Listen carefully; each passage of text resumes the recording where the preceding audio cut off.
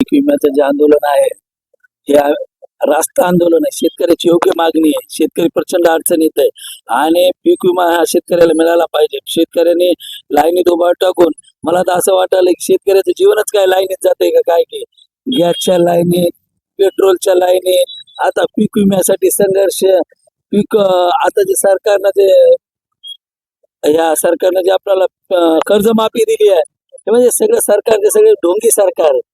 हे शेतकऱ्याच्या तोंडाला पानं पुसणारं सरकार आहे मी असं म्हणेन.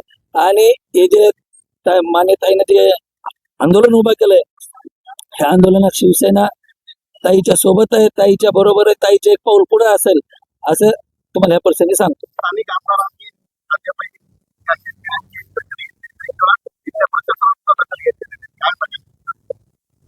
प्रशासनाला आम्ही आमचे आमदार साहेब असतील, आम्ही असेल, शिवसेना पक्ष म्हणून आम्ही दखल घ्यायला भाग पाडू.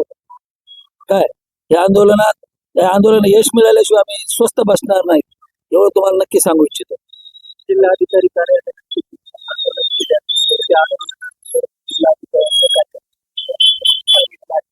हो, जिल्हाधिकाऱ्यांनी जे परभणीचे लोकप्रिय आमदार आहेत राहुल पाटील साहेब यांच्या नेतृत्वाखाली आम्ही एक 8 ते 10 दिवसापूर्वी आंदोलन केलं आणि जिल्हाधिकाऱ्यांनी सुद्धा आम्हाला आश्वासन दिलंय की जिथं जिथं कुठं मिळाला नाही तिथं काय करता येईल आणि शक्य देण्याचाच प्रयत्न करू.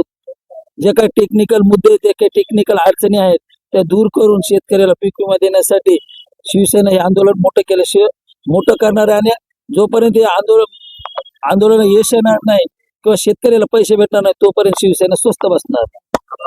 100% पाठिंबा. हे पहा, सत्ताधाऱ्यांचं काम आहे, पण सत्ता येते, सत्ता जाते, पण इतके जुलमी सरकार कधी मी आजपर्यंत पाहिलं ना. मी 25 वर्ष झालं राजकारणात आहे. सरकारचं काम आहे सगळं खोटं बोल, पण रेटून बोल.